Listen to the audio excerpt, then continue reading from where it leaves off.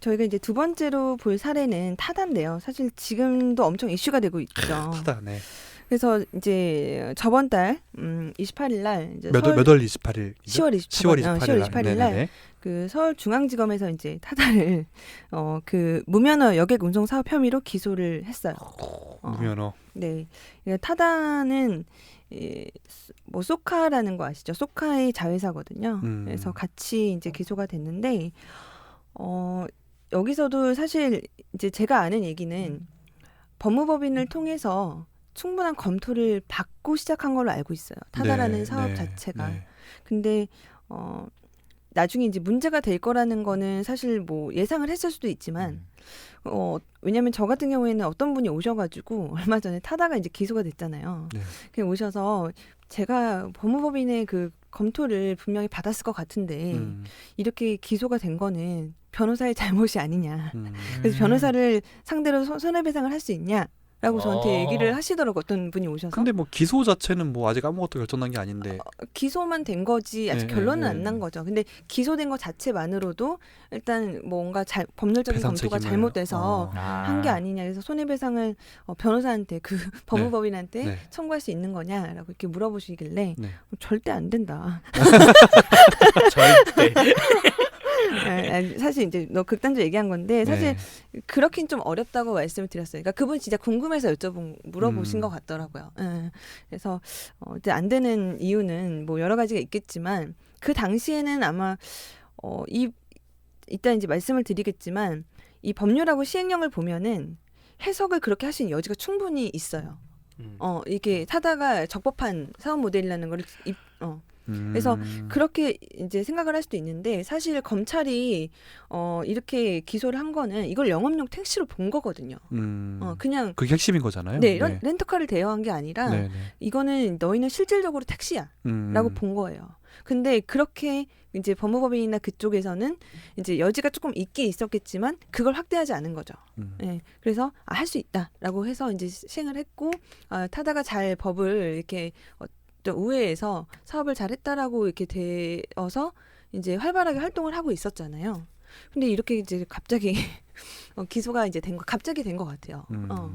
그래서 논란이 있었고 국토교통부에서도 이제 어떻게 타다하고 택시업계하고 이제 합의점을 찾을 건지를 논의하고 있고 이제 그러는 와중에 검찰이 기소를 한 거거든요. 네. 검찰은 누군가 고발하지 않아도 그렇게 기소를 할 수 있는 거인가요? 고발을 해서도 가능하지만 그냥 만약에 인지 수사라고 해서 인지에서도 할 수가 있어요. 수사를. 범죄가 있는다고 하면 인지 수사라고 해서 이제 진행할 수도 있는 거고 만약에 정말 명백한 불법 행위가 있는 걸 알고 있는데 누군가 얘기하지 않아서 못 한다 그러면 사실은 좀 어렵겠죠. 그렇다. 대신 소송 좀 걸어줄 수 있잖아요. 근데 이런 거예요. 법원은 좀 달라요. 법원은 갑자기 법원으로 사건을 가지고 땡길 수가 없어요. 그러니까 누군가 소송을 제기하고 거기에 대해서 이제 사건이 되어서 배당이 돼서 진행이 되는 건데 자체적으로 재판을 열 수 없다는. 그죠. 옛날처럼 이제 뭐 이게 옛날에는 막 이렇게 뭐라 그러죠 옛날에 그 사또라고 해야 되나? 그게 막 불러가지고 막 이렇게 재판하고 그러잖아요. 판단하고 그런 게 안 된다. 그 정도로 옛날에 얘기할 줄 몰랐어. 옛날에 어떤 예를 제가 이렇게 봤는데 그런 예를 드시더라고요. 그조차도 이방이 매가지를 끌고 와야지 사또가 판단하시지 않을까? 그렇죠. 네, 뭐 어쨌든 그럴 수 없다. 타다는 지금 어쨌든 그렇게 기소가 된 상태이고. 그래서 이제 타다가 어떤 그러면 이제 법률을 위반하게 됐는지 그 법률 문제가 된 법률이 뭔지에 대해서 이제 말씀을 좀 드릴게요. 이제 먼저 타다가 이 비즈니스 모델을 먼저 살펴보면 타다는 고객이 렌터카를 빌리면 그 렌터카의 운전자를 알선해서 같이 보내주는 서비스예요. 차와 운전자를 같이. 그렇죠. 그러니까 고객한테 렌터카하고 운전자를 같이 보내주는 시스템인 거죠. 근데 법률을 이제 보시면 여객자동차 운수사업법이 계속 문제가 지금 되고 있는데 그 법률 34조에 보시면 2항에 누구든지 자동차 대여 사업자의 사업용 자동차를 임차한 자에게 운전자를 알선해서는 아니 된다라고 되어 있어요. 금지돼 있네요. 네, 그러니까 렌터카 할 때도 운전자 알선할 수 없는 거예요. 없는데 다만 그 예외 조항이 있죠. 다만 외국인이나 장애인 등 대통령령으로 정하는 경우에는 운전자를 알선할 수 있다. 이렇게 되어 있어요. 장애인 택시 같은 게 여기에 해당할 수도 있겠다. 예, 그래서 네네. 이 자세한 거는 또 이 대통령령이라고 하는 시행령이라고 생각하시면 되는데 여객 자동차 운수사업법의 시행령으로 넘어가 보면 이게 어떤 경우인지 알 수가 있어요. 그래서 시행령 18조를 보면 그 운전자 알선을 허용하는 범위에 대해서 나와 있는데 법 제34조 제2항 단서에서 외국인이나 장애인 등 대통령령으로 정하는 경우란 다음 각호의 경우를 말한다. 그래서 첫 번째가 자동차 대여 사업자가 다음 항목의 어느 하나에 해당하는 자동차 임차인에게 운전자를 알선하는 경우. 그래서 그 가나다라 바에 승차 정원이 11인승 이상, 15인승 이하인 승합 자동차를 임차하는 사람 이렇게 돼 있어요. 그래서 카니발을 그렇죠. 왜 카니발인가 했네. 그러면 저는 이제 법률적인 측면에서 보는 사람이니까 근데 일반적으로 이제 세 분이 보셨을 때 이 조항을 보고 이거 위반 아닌 것 같은 생각이 드세요? 아니면 위반인 것 같으세요? 그냥 형식적으로 판단했을 때. 적법한 것 같은데. 저도 적법한 것 같이 보이는데요. 반장님. 근데 솔직히 저는 타다가 렌터카구나라고 인지한 적이 없거든요. 타다를 꽤 저도 이용을 해봤는데 예, 그러니까 좀 껴맞춘 느낌이 있는 거죠. 우린 이건 렌터카야라고 자기네가 주장을 하는 게 아닌가? 그거는 생각이 들기도 하는데. 네네. 근데 이제 그들이 주장하는 거에 따르면 렌터카라고 이제 주장하잖아요. 그 렌터카로 넣어서 해석을 해보면 그렇죠. 저 렌터카. 적법하죠. 네네네. 근데 아까 말씀 처음에 드렸지만 검찰은 그렇게 보지 않은 거예요. 그래서 이 예외 조항에 그러니까 아마 이거를 보고 고민을 했을 거예요. 타다에서도 여기 예외 조항에 해당하는데 우리 그러면 어떻게 시작점을 이제 정확하게 이제 꽂아놓고 시작을 해야 되잖아요. 네네. 그게 이제 렌터카인 거죠. 그래서 그 논리를 가지고 이제 간 거예요. 근데 그 논리가 너무 무논리다 그런 건 아니고 이 렌터카의 이제 그 정의나 이런 걸 봐서 렌터카에 해당이 된다라고 포섭이 된다라고 이제 판단을 한 거죠. 그들이. 그래서 이제 여기서 잠깐 짚고 넘어가야 될 거는 이 비즈니스 모델을 판단하는 데 있어서 이 해석의 여지가 있는 부분들이 있는데 그러면 어쨌든 해석이 이렇게 했어도 많은 분들이 타다는 법무법인까지 써가지고 이렇게 해석을 했는데 이렇게 기소가 된 거 아니냐. 그러면 할 필요가 없는 거 아니야? 왜 법무법인까지 썼는데 이렇게 된 거 보면 그렇게 생각하실 수도 있을 것 같아요. 네. 근데 절대 그게 아니라는 거예요. 왜냐하면 여기서도 지금 앞으로 그 법무법인에서 할진 모르겠지만 앞으로 계속 대응을 할 거잖아요. 네. 그러면 분명히 처음에 이걸 검토하면서 가졌던 그 논리나 그 근거를 가지고 계속 주장을 할 거예요. 그 논리나 주장이 없었다면 그런 것들이 준비되지 않은 상태였다면 사실 굉장히 당황한 거죠. 근데 그런 게 아니라 이미 나중에 혹시나 그런 사태가 발생했을 거라고 하더라도 우리가 지금 이러이러한 조항에 따라서 또 이렇게 해석해서 이렇게 근거를 가지고 우리는 영업을 했기 때문에 우리는 적법하다. 이런 논리를 펼칠 거잖아요. 그러니까 이런 논리를 펼치는 것 자체가 되게 중요한 거죠. 그러니까 제가 개인적으로 느끼는 거는 제가 만약에 그 타다의 대표였고 이 서비스를 준비하는 과정에서 이 내용을 봤다면 고를 할까 스탑을 할까를 시작 단계에서 생각해 본다면 저라면 고를 할 것 같아요. 왜냐면은 제가 이제 아까도 이제 들었던 생각이 그 아까 우버처럼 정면으로 이제 위반하는 게 아니라 이런 법 해석에서 굉장히 모호한 경우가 있어요. 저희 뭐 특허나 이런 데서도 굉장히 모호한 경우가 있거든요. 근데 그거를 너무 고려하면 뭘 하기가 힘들어요. 네.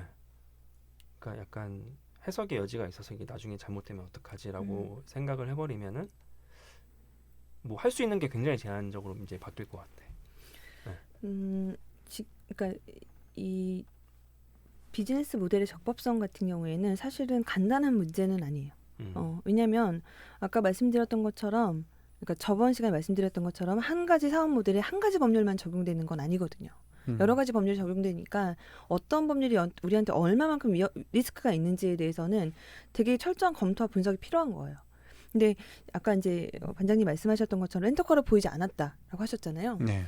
사실 저도 그렇게 생각했거든요. 왜냐하면 저도 타다를 이용했는데 솔직히 타다를 홍보하는 게 아니라 택시를 타보다가 타다를 급해서 불렀는데 택시가 안 잡히는 거예요. 네. 그래서 불렀는데 너무 편한 거죠. 안락하고 큰 택시. 혼자 딱 앉아가지고 가는데 너무 편하고 기사님도 말이 없고 너무 좋은 거예요. 그리고 급정거도 안 하고 그래서 되게 1시간 넘게 가는 거리였는데 되게 편안하게 갔어요. 그래서 정말 후기를 쓰고 싶을 정도로 너무 편안하게 잘 이용을 한 거예요. 그래서 근데 이제 저희가 택시를 부른 거잖아요. 근데 기존에 저희 콜택시라는 게 있는 걸 생각해 보면 그냥 저희도 그거 콜택시 부르는 거랑 마찬가지로 부른 거예요. 그냥 앱을 통해서. 그렇기 때문에 왔는데 내가 렌터를 했다고 일반적으로 생각하지 않는 거죠. 그냥 근데 그들은 렌터카를 고객이 빌린 거라고 구성을 하고 그렇기 때문에 이건 빌린 거다. 너희가 빌릴 때 같이 알선해줘야 되는데 원래 알선은 안 되는데 우리 이 알선은 승합차를 사용하기 때문에 예외에 해당한다. 그렇기 때문에 우리는 괜찮아. 이렇게 구성을 한 거고 여기서 렌터카라고 그들이 주장하지만 검찰이 봤을 때는 이거는 렌터카가 아니라 실질적으로 영업용 택시다라고 본 거이기 때문에 택시로 본다면 이들은 무면허 사업을 한 거죠. 아까 그 우버에서 말씀드린 것처럼 그 면허 없이 유상 운송 사업을 한 거예요. 그래서 쉬운 문제는 아니고. 그러게요. 네. 타다가 이제 굉장히 그 소비자 반응이 좋잖아요. 좋죠. 네. 그러니까 저를 포함해서 제가 그 카니발을 구입하게 된 결정적인 계기가 또 타다를 했어요? 뭐예요? 카니발 구입했어요? 예전에 했잖아요. 네. 좀 됐어요. 네네. 9인승 이상으로? 네네. 그래서 저도 타다를 타봤는데 너무 편한 거야. 일단 내가 의전 같은 느낌을 받는 느낌이 나고 그리고 뭐 온라인 댓글에서도 좀 긍정적으로 보였었지만 당장 제 주변에서도 엄청 긍정적인 반응을 이제 보였고 이거를 뭐 아까 연장성산에서 그 스타트업 어떤 대표로서 할까 말까를 고민할 때 이런 거를 의도한 거였다면은 소비자에게 만족을 주고 기존 내용을 좀 불친절함과 그리고 어떤 이게 그거잖아요. 타다가 그 기사가 어디로 갈지 몰라요. 승객이 타기 전까지는. 그래서 승차 거부가 없어요. 어플에 뜬 콜을 보고 가는 거 아닌가요? 아니에요. 그러니까, 그게 아니에요? 목적지 찍지 않아요? 출발지는 아는데 목적지는 몰라요. 기사는. 진짜요? 네네. 그렇기 때문에 와서 목적지를 알고 그때 시작하는 거기 때문에 그러니까 그제서야 이제 목적지를 알고 가는 거기 때문에 승차 거부를 할 이유가 없고 그 기사분들에 대한 어떤 그 운임료도 뭐 이렇게 거리로 하는 게 아니라 그냥 그 시간대로 하는 걸로 알고 있어요.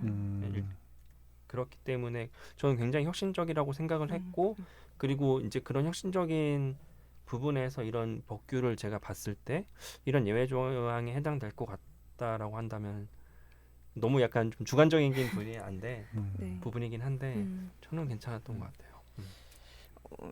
저는 드는 생각인데 뭐 세무사님은 더 잘 아시겠지만 세법에서 이제 실질 과세 원칙이라는 원칙이 있지 않습니까? 그러니까 저도 이제 저 관세 법인에서 일을 하면서 고객들을 만났을 때 되게 많이 충돌하는 부분인 것 같거든요. 이제 과세권자와 보는 거하고 이제 납세 의무자하고 보는 게 서로 다르거든요. 납세 의무자가 주장하는 거는 이거지만 과세권자가 보기엔 좀 다른 게 되게 많은 충돌이라는데 뭐 예를 들면 아이폰을 개발해 놓고서 이거는 컴퓨터야라고 자기가 아무리 주장을 해도 대중들이 전화기야라고 하면 전화기인 거잖아요. 근데 타다 역시도 비슷한 것 같아요. 본인들이 서비스 제공하는 본인들이 이건 렌트카야. 그냥 우리는 드라이버를 알선해 주는 것뿐이야. 라고 자기들이 아무리 주장해봤자 고객들이 그냥 되게 편하고 좋은 택시인데 라고 인식을 하고 또 검찰 역시 그렇게 본다면은 그 타다의 그 논리가 과연 얼마나 더 실효성이 있는지 좀 의문스럽기도 하고요. 네, 그런 부분이 하나가 있고. 그리고 두 번째는 되게 좋은 아까 변리사님 말씀하셔도 되게 좋은 서비스인데 이걸 왜 택시로는 접근할 수 없었나 하는 전 잘 모르니까 예, 애초에 택시 면허를 받고 하면은 더 좋지 않았을까 막 그런 생각도 들기도 하거든요. 그래서 그냥 전공법으로 해도 좋지 않았을까? 굳이 리스키하게 이렇게 할 필요가 있었을까? 법무법인의 어떤 컨설팅을 받았을 걸로 추정도 되고 이렇게 뭐 논리도 준비돼 있을 걸로 추정이 되지만 굳이 그렇게 아니라 전면으로 하면 더 좋지 않았나? 잘 몰라서. 일단 택시는 그런 카니발 같은 거를 못 하지 않나요? 잘 모르겠습니다. 할 수 있잖아요. 할 수 있나요? 대형 택시 있잖아요. 대형 택시, 맞아. 전보 택시 같은 전보 거 택시. 있잖아요. 공항 가보시. 공항 갈 때 맞아. 잘 모르고 그냥 못 봐서 잘 못 봐가지고. 근데 택시를 하게 되면 택시. 이제 면허도 받고 이런 부분들이 있기 때문에 사실 택시 사업을 하기에는 그러니까 사실 IT 기업이잖아요. 어떻게 보면 근데 이게 약간 택시 말씀하신 대로 우버 택시도 우버 택시만 했으면 문제가 없었을 건데 그게 아니라 이렇게 한 이유는 사실 본인들이 택시업을 해서 택시 기업이 아니라는 거죠. 택시 회사가 아니라는 거예요. 그래서 이게 약간 모빌리티라고 해서 요즘에 이동 수단에 굉장히 많은 변화들이 있는데 뭐 하다못해 전동 킥보드도 뭐 그런 것들도 사실은 명확하게 뭔가 되게 법률적으로 문제되는 것들이 많거든요. 그렇지. 예, 그래서 제가 생각했을 때는 이제 타다 같은 경우에는 충분히 사실 이렇게 해석할 수 있다고 생각하고 왜냐면 저도 이제 그러니까 그 관계자들이 아니라 저희 이제 같이 뭐 법률 쪽에 종사하시는 그런 지인들을 만나서 얘기를 해보면 어느 직역에 있는지에 따라서 다 의견이 달라요. 그럴 것 같아요. 예, 예를 들어서 저는 변호사하고 스타트업에 가까이 있잖아요. 네네네. 그러니까 이거는 그 검찰이 너무 무리한 기소를 했다. 이거 정말 개인적 의견입니다. 그냥 말씀드리는 거예요. 이거 무리한 기소 아닐까. 그런 의견도 있다. 왜냐하면 너무 스타트업 위축될 것 같고 규제에 너무 파묻히다 보면 혁신이라고 하는 걸 이룰 수 없을 것 같은데 내가 스타트업을 쪽에서 이제 담당하는 변호사로 생각했을 때는 조금 과하지 않나. 조금 기다렸다가 뭔가 접점을 찾으면 그때 뭔가 이렇게 편안하게 다 정리가 될 수 있었던 것 같은데 근데 또 검찰 직역에 계신 분과 또 그러니까 법원 직역에 계신 분은 또 의견이 좀 다르더라고요. 그래서 뭔가 왜냐하면 변호사는 이제 그 기업을 변호하는 건데 그쵸. 검찰은 기소하는 거에 사실 그 영역에 있는 거고 법원은 기소해서 가지고 온 걸 판단하는 영역에 있어요.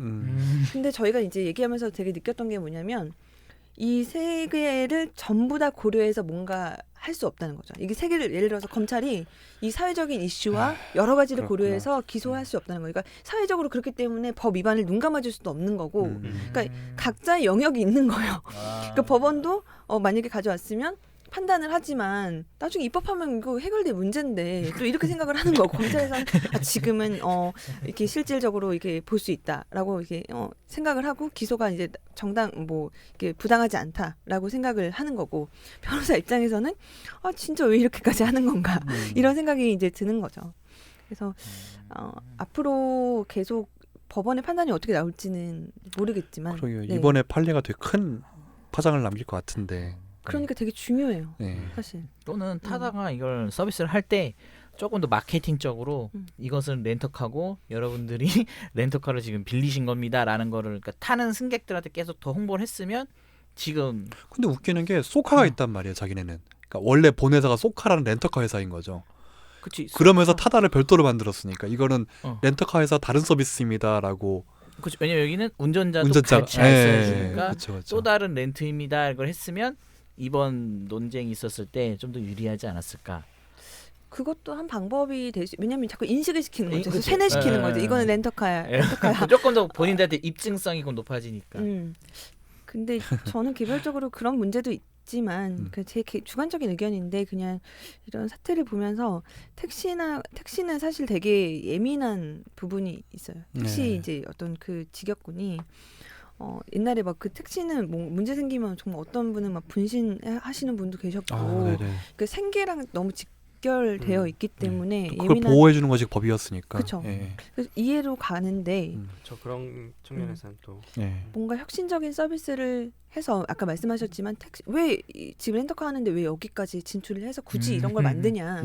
근데 약간 항상 법 테두리 안에서만 뭘 해야 된다고 하면 아까 말씀하셨던 것처럼 변호사님이 고를 못해요 사업을. 그러니까 고를 할 수 있는 부분도 사실은 어느 정도 리스크를 감수하면서 고를 할 수 있는 어떤 용기도 필요하다고 저는 생각을 하거든요. 그러면 그게 이제 여러 가지 사회적인 이슈라든지 합의라든지 이런 것들이 이제 어우러지면서 시간이 가서 해결이 되는 구조가 돼요 법률로.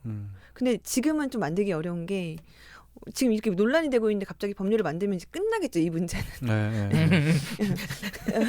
저 예외에서 딱 그 승합차 빼버리면 이게 승합차를 빼지 않고 만약에 개정이 되거나 뭐 재정이 이제 개정이 된다면 아마 타다가 적법하게 해주지 않을까 싶어요.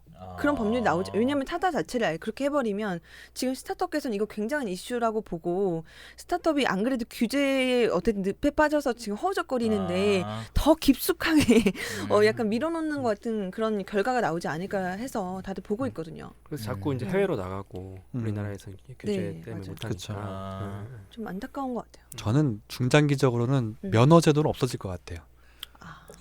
왜 내가 운수 사업을 돈 받고 하는데 면허를 받아야 돼라는 게 개인이 돈 받고 얼마든지 할 수 있는 거 아니야? 뭐 그러지 않을까라고 기대를 네. 그렇게 되는 게 사실 그러니까 트렌드라기보다는 그렇게 변화가 되지 않을까 싶어요. 왜냐하면 뒤에서 저희가 이제 다룰 거를 잠깐 땡기면 이 P2P 대출형 크라우드 펀딩의 법률이 생겼거든요, 이제. 근데 기존에 몇 년 전만 해도 없었어요, 법률이. 그러니까 법률이 없는데 그러면 어떻게 해야 되냐, 막 이런 논란, 불법이다, 뭐 이런 논란이 있었지만 그 스타트업 관계자들과 관련 업종에 있는 분들이 굉장히 노력을 해서 사실 이룬 쾌거거든요. 근데 핀테크 관련해서는 아시겠지만 저희는 돈을 빌리거나 뭐 저축을 할 때 은행을 가잖아요. 그러니까 은행이란 건 금융기관인데 이 금융기관도 택시처럼 만만치 않단 말이에요. 그럼 우리 자연스럽게 네. 한번 넘어가 볼까요? 네. 네. 타다 얘기는 예, 여기서 밤새도록 해도 술이 좀 필요할 것 같고 네, 타다는 이제 가끔씩 약간 맥주라도 넣고 하든지 해야 될 것 같고 네. 자 그럼 다음 사례 한번 예, 네. 진행 부탁드릴게요. 네.